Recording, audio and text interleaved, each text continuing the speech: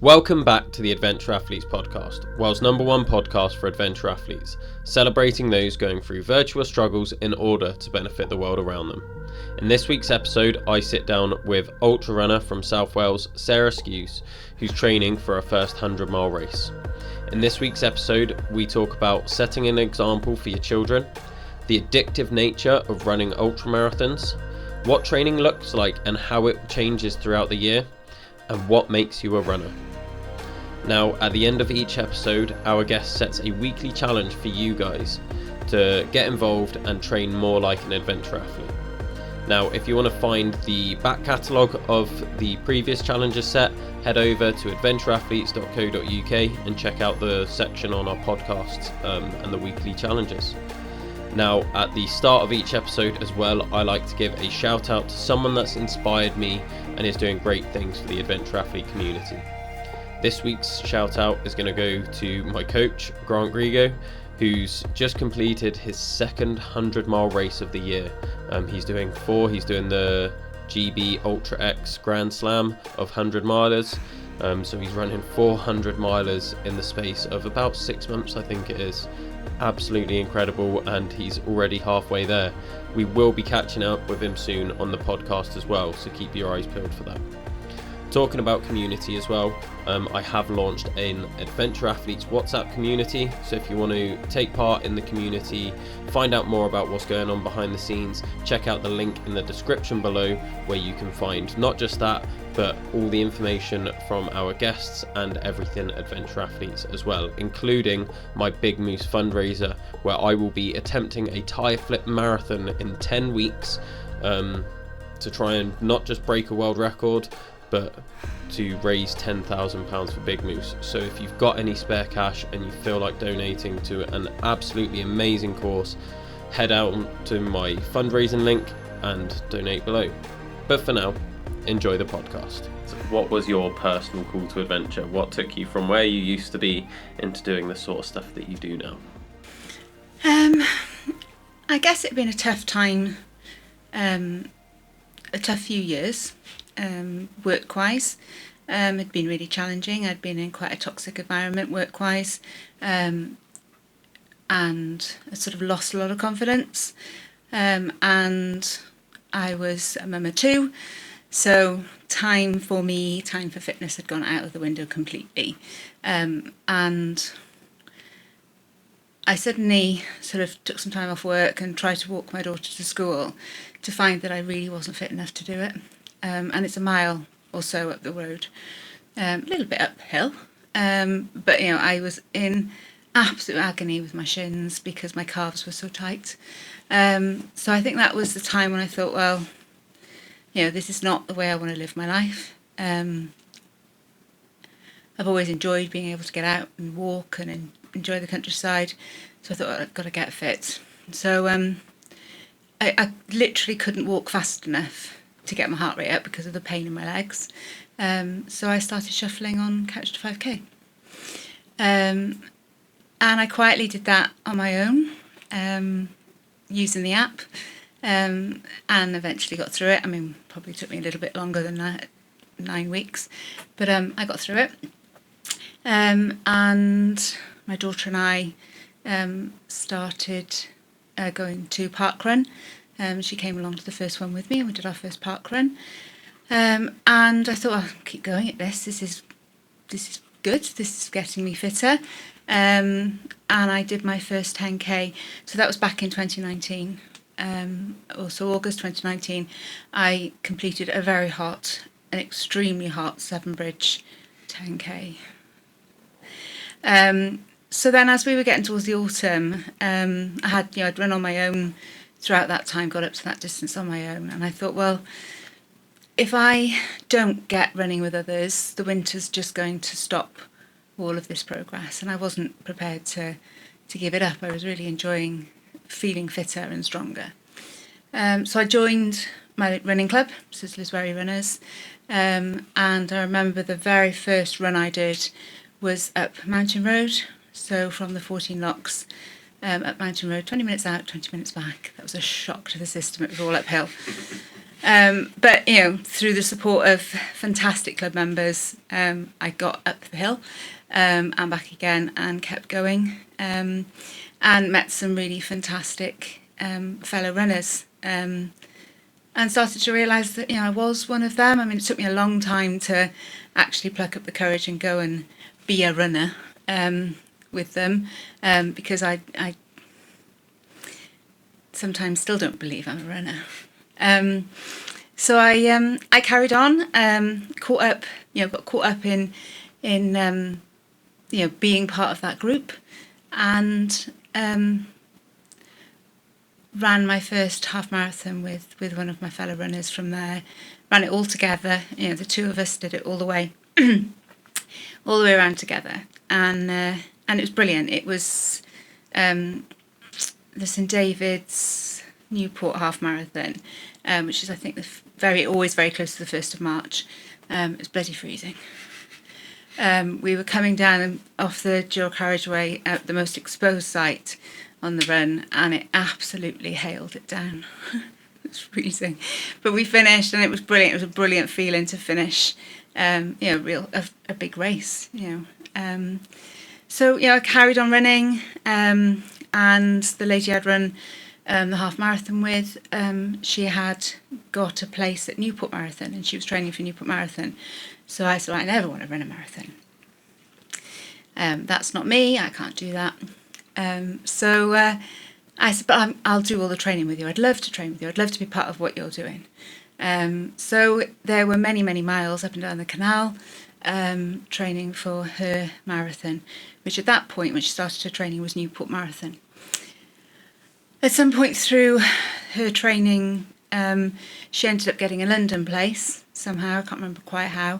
And those two marathons were within 3 weeks of each other, and she said, there is absolutely no way I am running 2 marathons in 3 weeks. This is my first ever marathon, probably my last, my only. I want you to have my other marathon place. I was like, nah, no thank you. But I did go, and I ran Newport Marathon, and I completed it.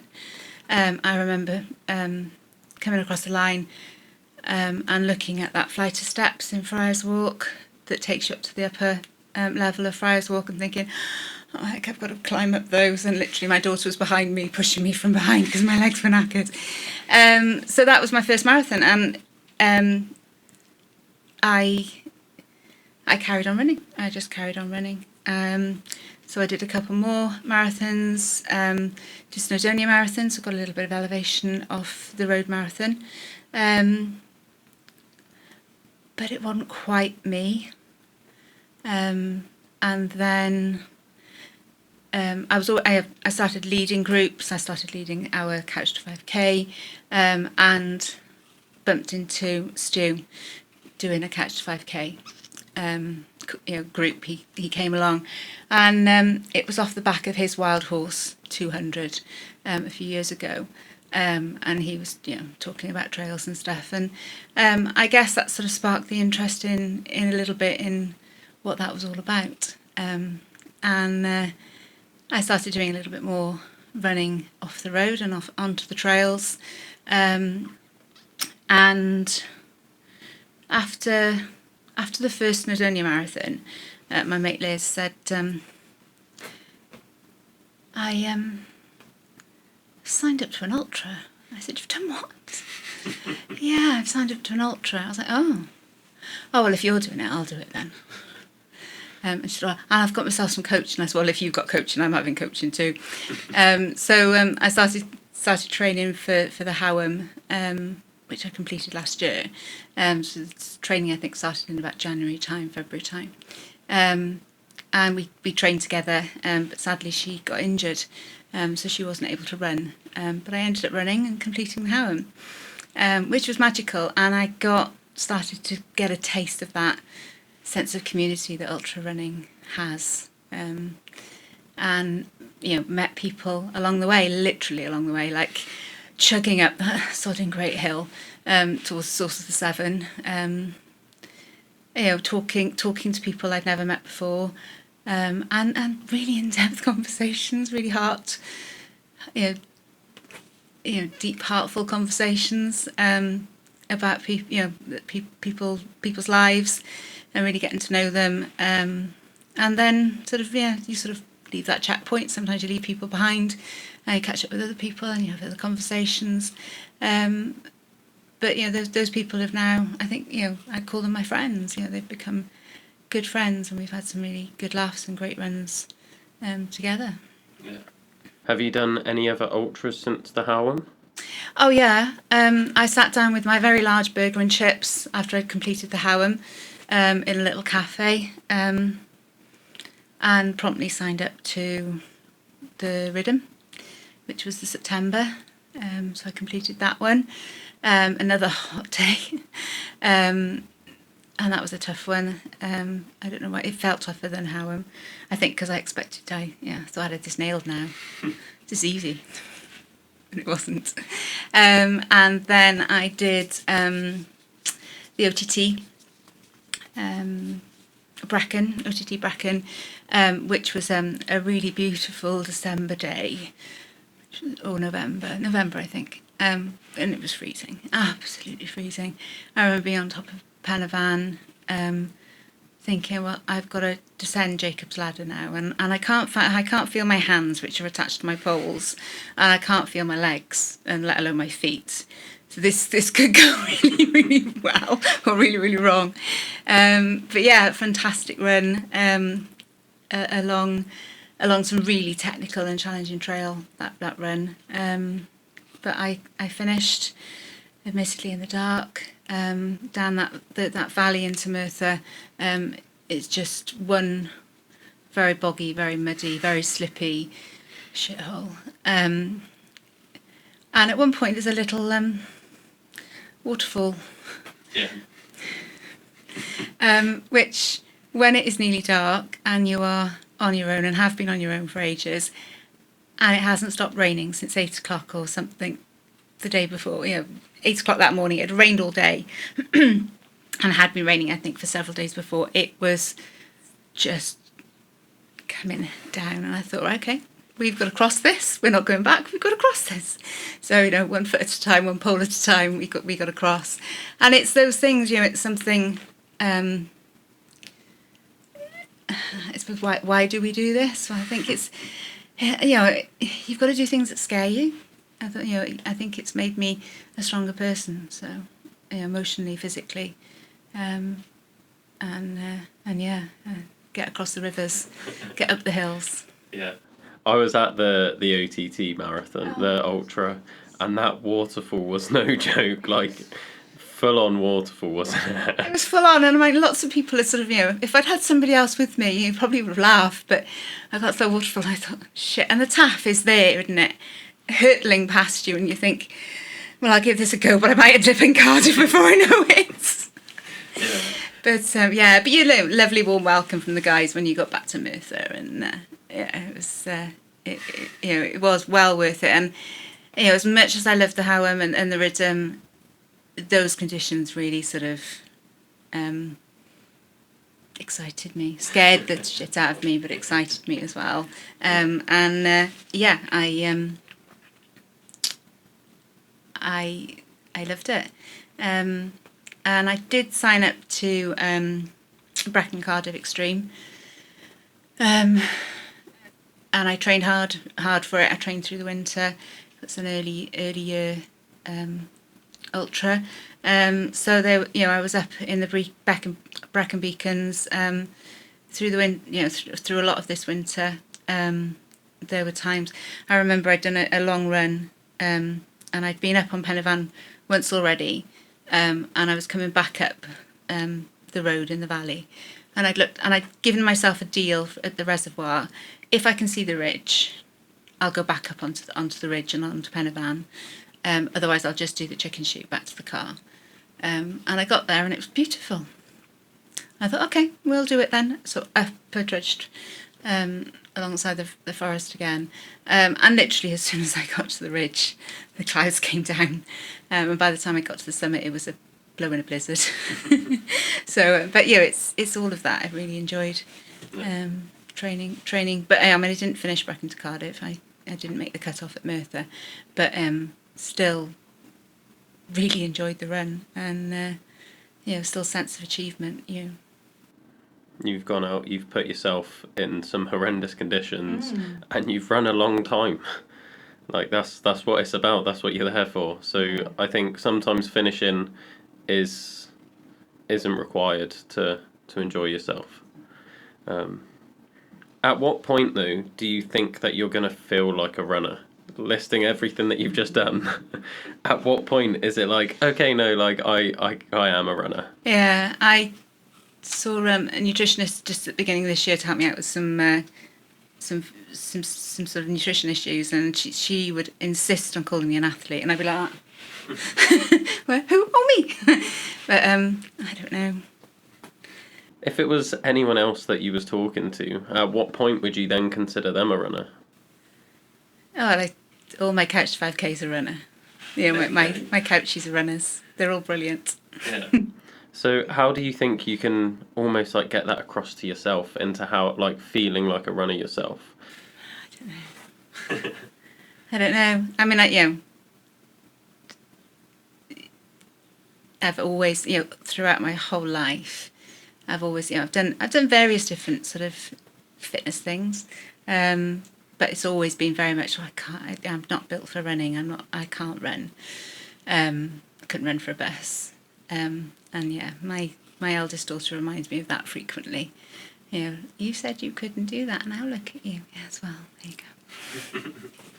No, it's really good that they're seeing that though, and I think that's like a good lesson of like if you really work at something, which you clearly have, from not being able to walk a mile to then running like 30 plus miles, like that's quite a big difference.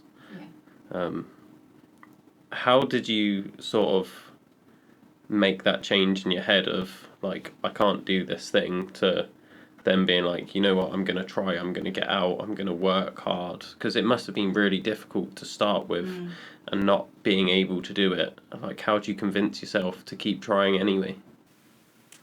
I think, I've got 2 daughters, and I want them to know that they've got to find time for themselves, they've got to look after them, look after them, their health. I want to be there for them as long as possible.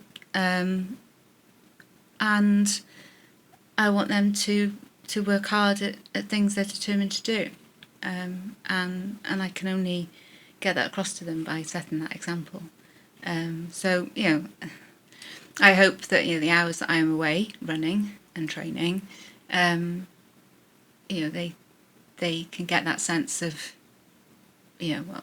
that's mum's working hard at something that's important to her and challenges me. It scares me sometimes. And I think it's important to do things that scare us. Yeah. How has it been working with Stu as well to get you to your ultras? I think it's been an incredible journey, and I for one anyway, don't appreciate what's happening until it's happened, as it were. So it's not just about here's your programme, get on with it. I mean, there's an element of that. There's no mollycoddling, let's face it. But there's your programme, get on with it. But it's the way it builds. So, and I'm getting used to the peaks and the flows of the coaching pattern now. But he always listens. So before the Howam, I'd sort of, it comes in stages, doesn't it? So I said, the distance, I've got the distance in my head now. I can do the distance. I'm confident I can do the distance. But the elevation is scaring me.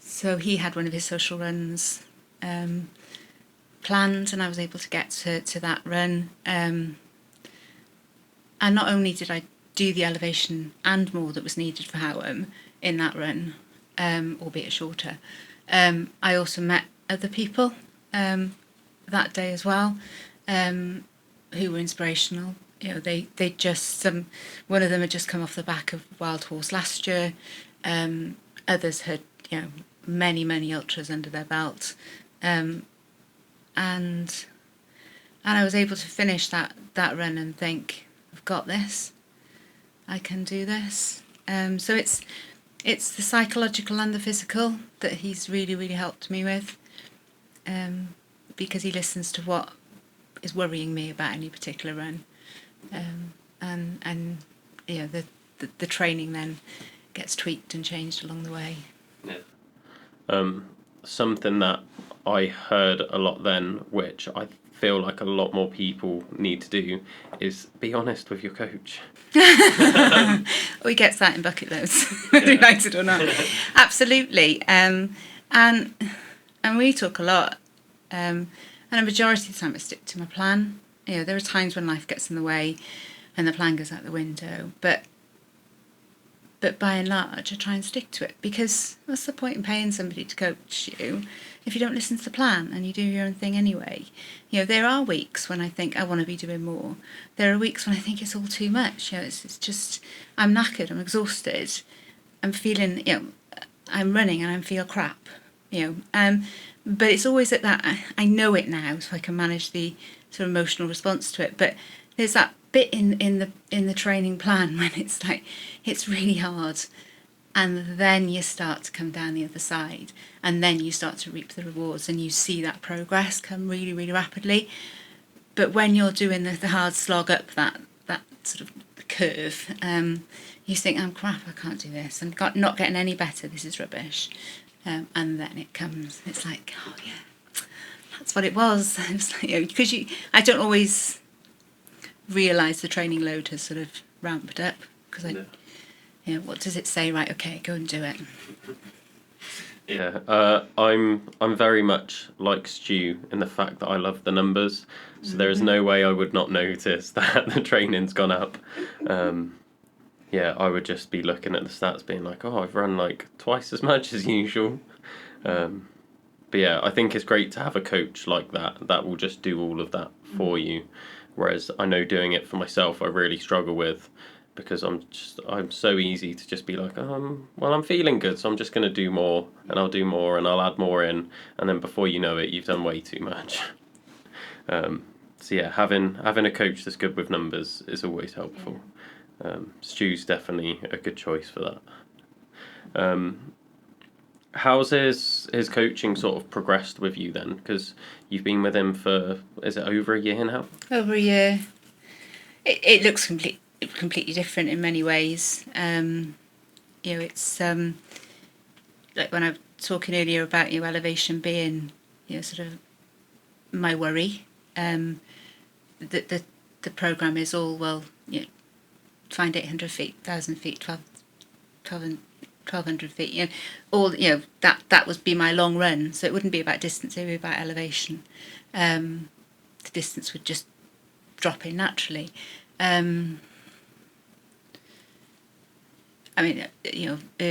days, he'd offer me routes because I didn't know where to go or how to plan a run. I don't think I need that now. I tend to plan my own runs, and I've been on enough runs and enough races to be able to pinch a bit off here and there and make my own up. I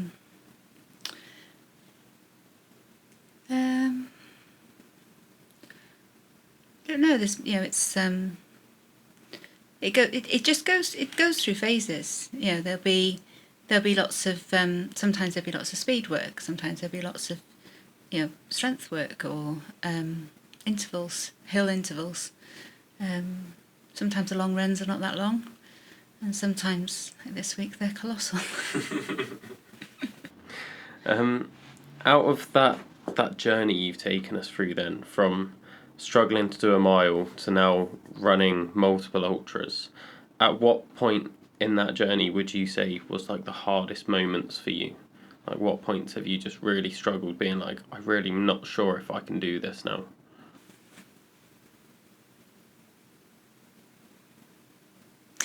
There's probably spots on that Newport Marathon where I really questioned myself, my ability to get to the end. And let's face it, given the course, it's not surprising because it's pretty bleak and pretty flat and pretty boring. But I guess, I don't know, I suppose there's often a moment of, what have I let myself in for this time? I've got 100 next month, and a little, there's a little bit of me thinks, well, okay, but I've come to the attitude of, rather than worrying about finishing, just get to the start. Just get to the start and see what happens. I stood on the start line of Brecon to Cardiff Extreme, having worked out that I probably wouldn't make the cut-off, but it still would have been a run with the biggest elevation I've ever done, or a race with the biggest elevation I've ever done, to just get to Merthyr, and I did that, and I did it with some of my best times. So if you don't get on the start line, you don't know what's going to happen, and I might just finish. Yeah. Now, when you said you've got 100 next month, is that 100 miler, to clarify? Mm-hmm. Is that the Epona? Mm-hmm. How are you feeling for that? Okay. There's some current back and forth between Stu and I around whether I'm going to sleep or not. We haven't quite agreed on that yet. But I've got my head around it. I've rackied the route well, I think, over the last months. So I should, navigation-wise, I feel okay about it. I know I can do each of the big elevations individually. I've just got to string it all together on the day and see how it goes. Yeah. I've always wanted to do a 100 miler. I've never plucked up the courage to sign up for one as of yet. But it's something that's definitely on my bucket list. And the more people I have on this podcast, the more people they keep trying to talk me into it. Yeah, no, that's the danger. I think it was a definite no before the Ridham last year, and we went out on a social run, and there happened to be a couple of the guys who'd done the really long events. So Vic had done the Backyard Ultra. There were other people who'd done 100, 200. And I was just listening. You end up listening to them. You end up listening to their stories, and drip, drip, drip, it comes in. And I think I'd finished the Ridham, and I was like,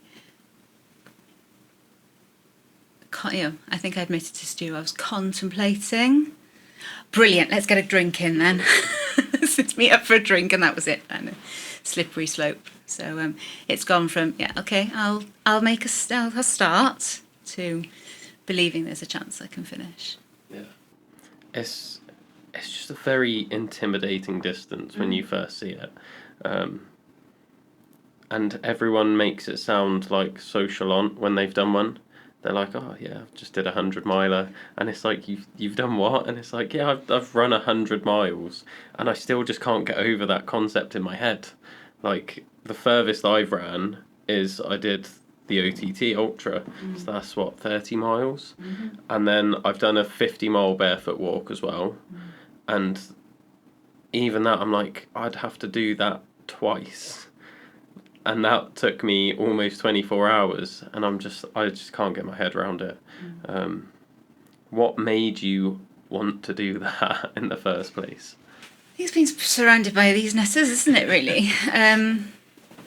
It fascinated me, and not that I will... Stu did it Stu did his 200 in a crazy time, didn't he? But, and I'll probably take nearly as long as that to do the 100. But, it's just, I don't know. It's pushing yourself, isn't it? It's finding how much you can achieve.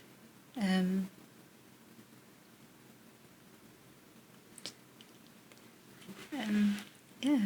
And unfortunately on this journey you meet other mad people who are doing the same thing, and then you end up taking each other along with you, don't you? But yeah, I think it's that mental strength more than anything for me. It's life is stressful. work is stressful, although I love it, and getting out on the hills and being in my own head, just running,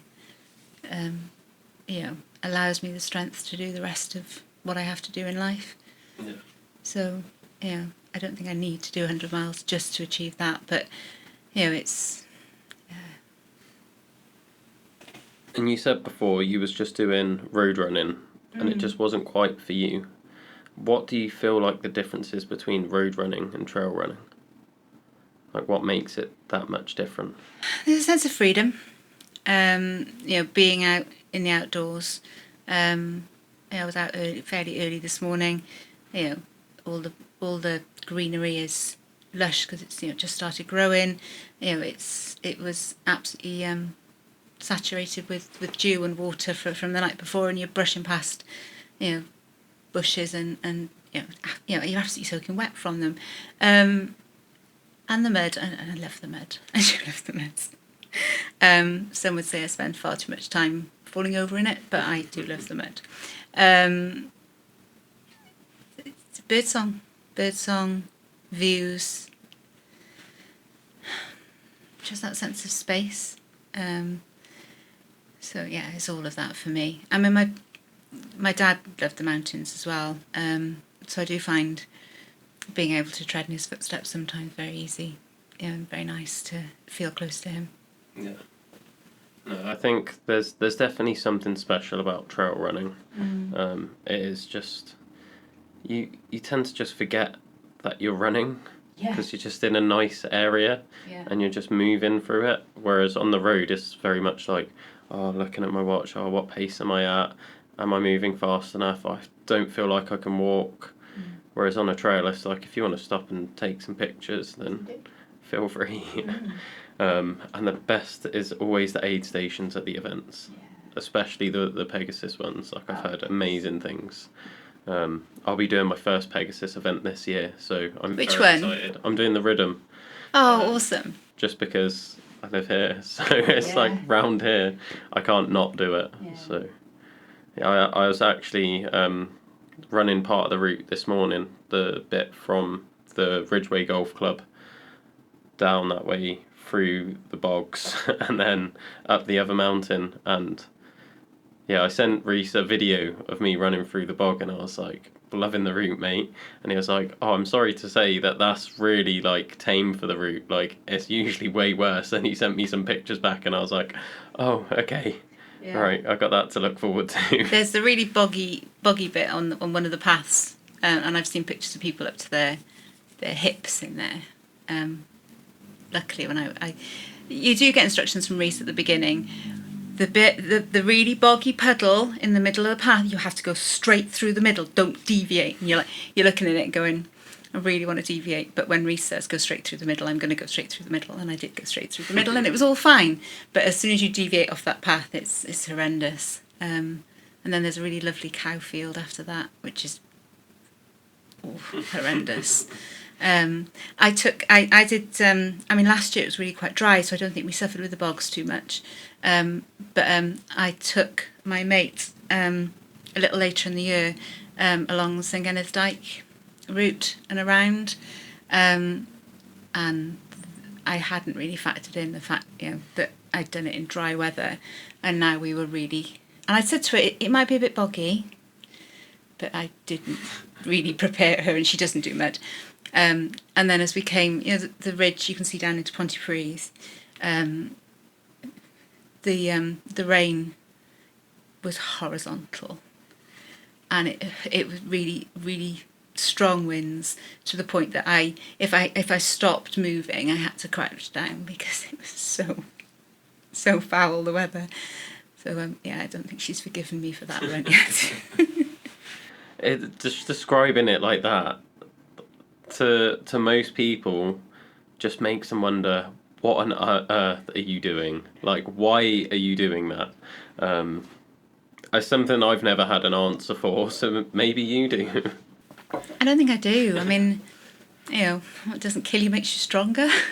I mean, I can't tell you how many times my mother has asked me, how long is that race? It's 100 miles, Mum. 100 miles? What, All at the same time? Yes, Mum, all at the same time. Oh. Dozens of times we've had that conversation. I didn't know it was 100 miles. You do. It is just something that most people will never quite understand. It's why you would want to run 100 miles. And I think Stu said it perfectly on his podcast, where he was like, people will ask me, like, why I'm running 100 miles. And then he's just, most people will then just say to him, like, I don't even drive 100 miles. And he's like, well, neither do I, but I'll run it. And it's just that mindset of the people that do these things is like, we also wouldn't like to drive that far, but we're out and we're running and we're moving. And it's just, then nothing seems better. Not that I've done one and I haven't got one on the list. But... No, neither have I yet. I mean, 30 is about as far as I've gone, so it'll be a whole new experience at Epona. You seem excited for it though, so I feel like that's a good starting point. Yeah, it was really good to volunteer at Wild Horse on the weekend and just get a taste of, what I'm letting myself in for on steroids, if you like, when they were doing the 200. But yeah, to see firsthand what people were experiencing and to be a little part of helping them get through it was a really good, and picked up a couple of tips along the way, things to do, things not to do. Yeah. What makes you sign up as a volunteer for one of these events then? Because that's equally as miserable, if not more miserable, than doing the event. Oh, I wasn't miserable on the weekend. I think I just grinned from start to finish. I think for me, I can't always do the Pegasus events because they're a Saturday. I can usually drop in at some point, so it means I can give back a little, and it's that sense of community. It's not just about the running; it's being around the people who, as I say, have become friends,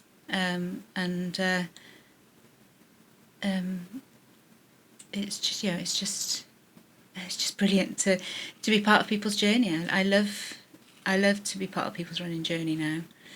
Whether it's Couch to 5K or volunteering on a Pegasus run, volunteering at Wild Horse, it just gives me an awful lot of pleasure. I think as well with Wild Horse, part of it was wanting to see the event, wanting to see what running that type of distance is all about. It's also helped me manage my sleep deprivation, practice it. So as I said to you earlier, I've got three nights of no sleep data at all. Although I did sleep, my watch didn't pick it up. And yeah, amazingly, I was still functioning most well, I think I was anyway, most of the time.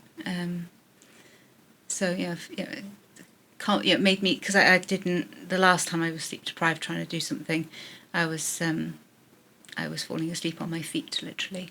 So I managed not to do that this time. So yeah, it's practicing a little bit of, it's a bit of an endurance event being a volunteer on Wild Horse. So yeah. Yeah, I've always had so much respect for the volunteers, for any of the ultras.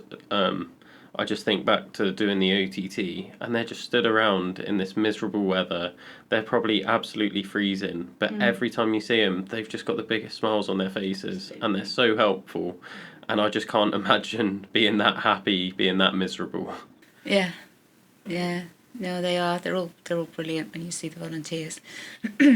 How do you find the trail running community versus the road running community? Oh, it's contentious. I find it increasingly more difficult, the road running community, and that's hard because I love my club, but it is a predominantly road running club. I love leading, but I can't lead on the trails. Despite all the time I've had on the trails, I'm not covered to lead on the trails. So it's sort of by nature then, I'm always happy to lead. If if I'm doing a run, anybody's welcome to come with me, and I'm happy to lead and look after people along the way. But I can't do it officially, so most of the time then it's sort of taking me away from the club a little bit. But it's all about times, and I am not a fast runner. I am yet to finish a 5k under 30 minutes. And I think if I'd still been road running, that would have really bothered me.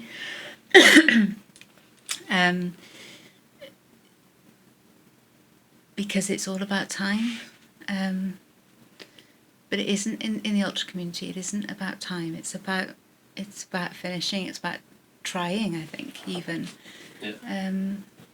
So yes, I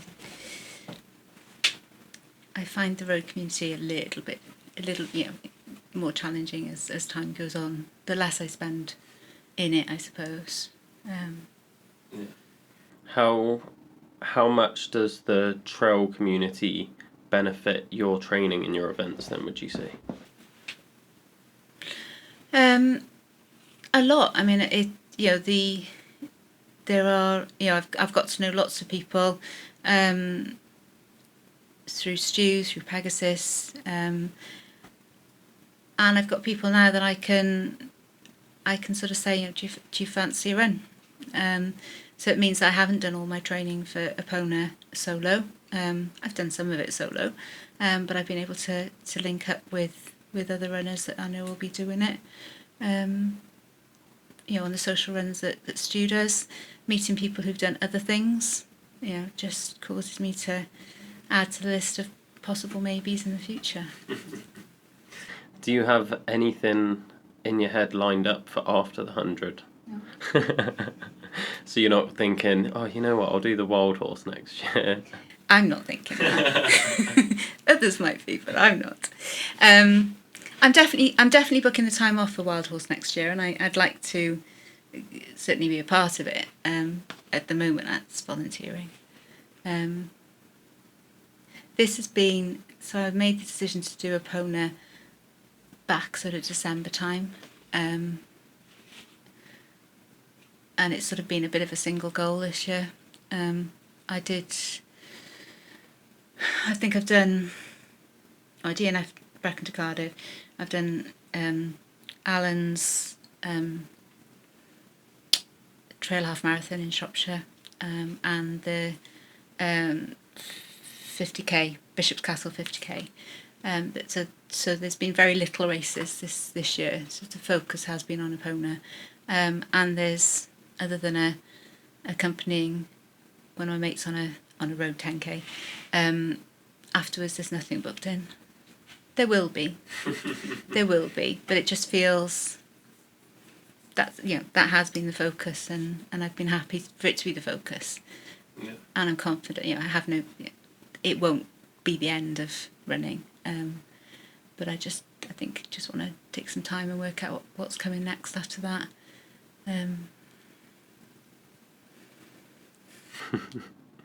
Could be endless. It could be endless, yeah. Yeah, there are some that would like me to do Wild Horse. Is Stu one of them? Yes, he's even started telling me that it's happening. But I need to get this under my belt first. Yeah. See how you cope with the 100 before you commit to a 200. Yeah. And I've seen the state of them coming off the Wild Horse 200 now, so I'm like, yeah, I need to know that I'm not going to be quite as such a mess as some of them. I have popped too many blisters in the last week. That's fair enough. I'm yet to deal with any issues like that with my running, so I'm quite fortunate. Yeah, I haven't had any blisters yet. Let's see how next month comes, but some of the feet off Wild Horse were wow. I can only imagine. 200 miles is some distance to cover. Yeah. And a lot of bog. Yeah. By the seams of it. That sounds like it fits with Reese perfectly, to be fair. He loves throwing it into his routes. It could quite easily be avoided in my experience, but yeah. I think it's the sand at mile sort of, what would it be, 99 as well, that I think got him sworn at a little bit. So, out of all the events you've done so far, then, which one has been your proudest achievement? I think it's still the Howham, if I'm honest. It's still the Howham. I was really, pleased with how I ran that. Inevitably, I did run it. There was somebody else from my club running it, and they were very keen to be running with me, of which I knew wasn't going to happen. So literally within the first few meters of the race, they had disappeared. So it's I suppose it's my first. It's my first 30-miler, and I did it, and I think I experienced something got in my head towards the end of the run, and distracted me, but I managed just about to push through that, and to finish, and yeah, I think that's probably my proudest moment. Yeah. But I love them. I've enjoyed all three ultras I've done. I mean, I could tell you, and some of my training runs I've been very proud of because they've been solo runs. And I've overcome some difficult conditions. Yeah. Have you experienced the wall at all? They talk about the runner's wall. Is that something you've come across yet, or is that something that hasn't bothered you? I think I probably had that more in the Newport Marathon, if I'm honest. I think I remember getting to late teens of 18 miles sort of thing, and being ready to sort of give up. But I think I've learnt a lot throughout my time of running now, and I've had some fantastic nutrition advice this year off Hannah Rose, and learnt what to eat, when to eat it, what to drink, how much to drink, and really sort of tweaked my diet a bit over the last few months. So I'm finding now my energy levels through a run are much better. Yeah. What's been like the most sort of beneficial advice Hannah's given you then? Because she actually came on the podcast a couple of days ago. Oh, did she? Yeah. Ahaha. So I think it was just breaking it down.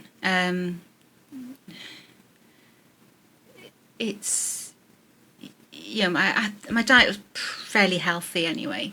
I'm unfortunately I quite like fruit and veg. I'm not a fussy eater, but it's sort of tweaking things. So I would probably go to bread quite quickly, bread based lunch. So that sort of quite quickly got switched to sort of more whole grain foods. So often my go-to lunch now is a bit of rice and salad and a poached egg, which sounds like an odd combination, but it suits me. Eating more, actually. I wasn't very good at eating sort of consistently throughout the day. I think because I've always been, I was about 2 stone heavier before I started running. So I've always been sort of heavier sort of build than most people when I was growing up. So it's very, I'd be very quick to say, oh, no, I won't have that. But actually, by having that and making a healthy choice when I'm not hungry, means that I'm less likely to make an unhealthy choice later on in the day, because I haven't eaten enough to keep myself going. I've even been setting snack alarms on my phone. So if I know I'm running of an evening, it's often, if I'm not careful because I'm working, I've not had anything since lunchtime. And then I'm trying to rush out the door at 6 o'clock, having not eaten anything, thinking actually I don't want to eat now because I'm going for a run. So I've been setting a snack alarm at 4 o'clock so I can have my snack, knowing I've got a couple of hours then before I run. So it's very, I'd be very quick to say, oh, no, I won't have that. But actually, by having that and making a healthy choice when I'm not hungry, means that I'm less likely to make an unhealthy choice later on in the day, because I'm not hungry. just eating more, generally eating more protein, trying to find that carbs and fat balance, which would, I think,